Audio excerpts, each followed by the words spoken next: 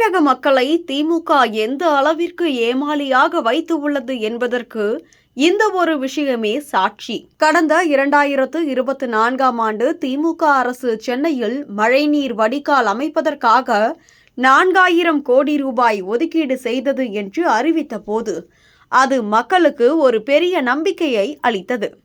ஆனால் அந்த 4000 கோடி என்ன ஆனது என்பது இன்று வரை ஒரு பெரிய மர்மமாகவே உள்ளது. ஏனென்றால் அப்போது அமைச்சர்களும் மேயர் பிரியா உள்ளிட்ட பலரும் 90% பணிகள் முடிவடைந்து விட்டதாகவும் 80% முன்னேற்றமடைந்து விட்டதாகவும் பெருமையுடன் கூறினாலும் உண்மை அப்படி இல்லை என்பது கடந்த ஆண்டு பெய்த மழையில் சென்னை தத்தளித்ததன் மூலம் தெளிவாக தெரிந்தது.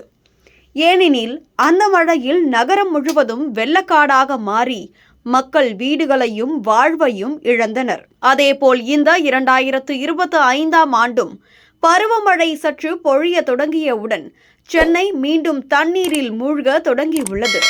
வெள்ள சூழலில் போக்குவரத்து முடக்கம், வீடுகளுக்குள் நீர் நுழைவு, சாக்கடை வெள்ளம் போன்ற பிரச்சனைகள் மீண்டும் எழுந்து உள்ளன. இது திமுக அரசின் சோம்பேறித்தனத்தையும் அநாகரிகத்தையும் வெளிப்படுத்துகிறது.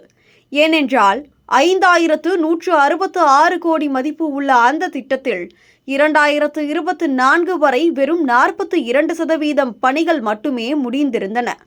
மேலும் 95 புதிய வடிகால் இணைப்புகள் இன்னும் பணியமைக்கப்படாத நிலையில் 87க்கு மேற்பட்ட பகுதிகள் வெள்ளத்தால் பாதிக்கப்பட்டு உள்ளன.